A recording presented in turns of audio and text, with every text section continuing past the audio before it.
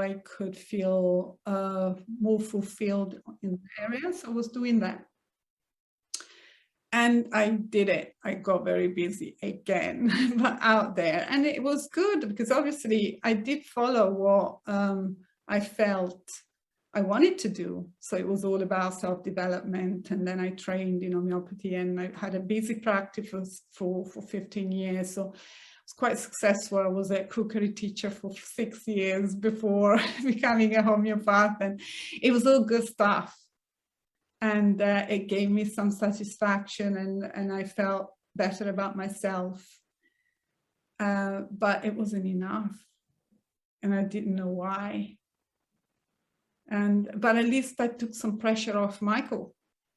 You know, it wasn't just, it didn't have to come from him. It could come from somewhere else. And I got very busy, and, you know, and felt better. And I had a sense that there was something more to me than just than this tension. Inattention. There was something more peaceful about me, more rich, more, but with more potential for peace of mind, but I didn't know what it was. And then again, life happened. Many things happened, and again, sometimes I would feel absolutely happy, but I thought it was random. I thought they were just coming, or someone did say something nice to me, or my kids did well at school, and I would say, oh, I feel great. I'm a good mom. Oh, I feel, again, didn't make a connection with how I was using my mind. Okay. And I had a sense of a bigger me, a bigger side, deeper side to life. I did. And in my spiritual kind of journey, I came across several things that made me explore that. But there was something missing, and I didn't know what it was, because it didn't sustain. I remember going to relationship weekends with Michael, and like maybe for a week or 10 days, we would feel really good, and I would come home with all good intentions of meeting his needs and making him feel valued and him making me feel desirable and all that, but bloody yes, it was hard work, and it felt synthetic. I don't know if this is the right word, but it wasn't. And of course, it didn't sustain. And I didn't know why. I thought there was something wrong with us, with me, more than with him. What's wrong with me? This is a good man. This is is a good dad.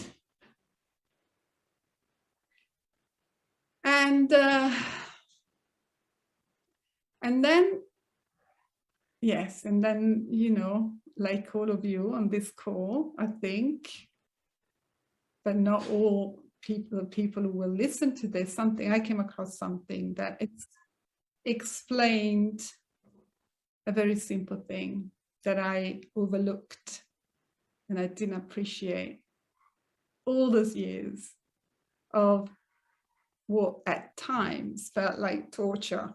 I have to really be honest, it was such hard work. And I don't know how we stayed together, really looking back. I don't know how that happened, but we did. And I'm glad we did. And so what I came across was just a very simple understanding of how had been using my mind, how we use our mind as human beings.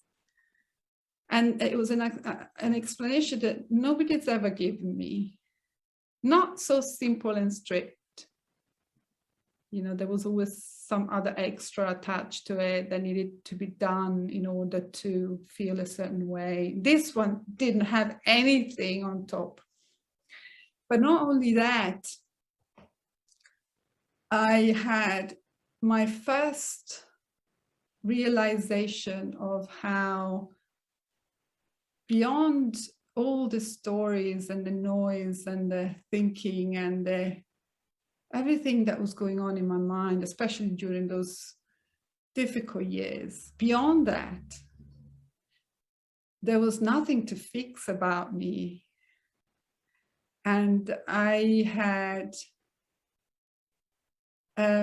infinite, like a well of potential for peace of mind and connection, and a well of potential for deep, true, beautiful connection with my husband, not only with him, but with life, with myself, with life, with my children. Because that's how we are. Beyond all the confusion and the noise and the fears and everything that we think we are